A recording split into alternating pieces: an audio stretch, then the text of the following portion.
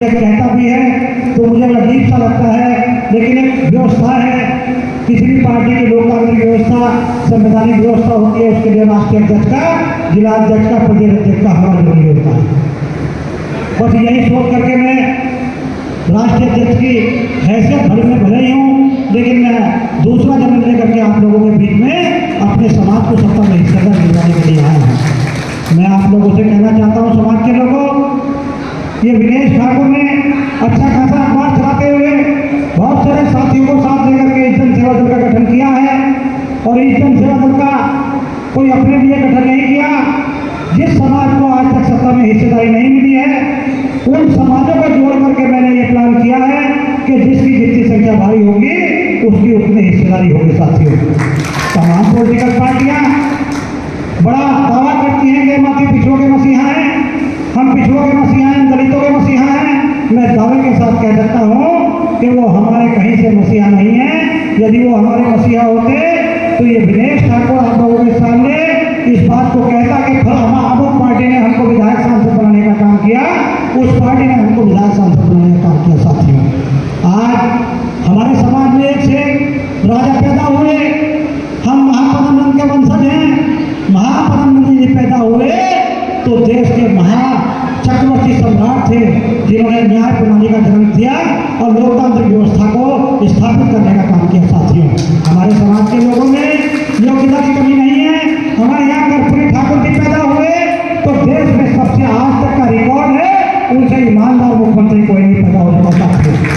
हमारे समाज में सैन जी महाराज हुए, लोग संतों की बात करते हैं, मैं दावे के साथ कह सकता हूँ कि सैन जी महाराज के बराबर इस देश में कोई संत पैदा नहीं हुआ। साथियों, हमारे समाज में ऋषि पैदा हुए तो सविता ऋषि जैसा ऋषि, ऐसा ऋषि कोई आज तक किसी समाज में पैदा हुआ, किसी देश में पैदा हुआ तो मुझे दिखा दे सकते हैं। हमारे समाज में एक से बड़े बड़े लीडर, बड़े नेता, बड़े अधिकारी पैदा हुए, लेकिन दुर्भाग्य की बात है कि हमारे समाज में विधायक, नेता, मंत्री पैदा नहीं हो सके। साथियों, ये हम लोगों के लिए दुर्भाग्य की बात है। मैं कहना चाहता हूँ समाज के लोगों, आप लोग ये विनेश ठाकुर ने अपनी जान पर खेल करके गाँव जाकर के घूम रहा हूँ और बता देना चाहता हूँ समाज के लोगों को कि ये विनेश ठाकुर तो 21 मई 2024 को लिवर ट्रांसप्लांट के समय मर चुका है।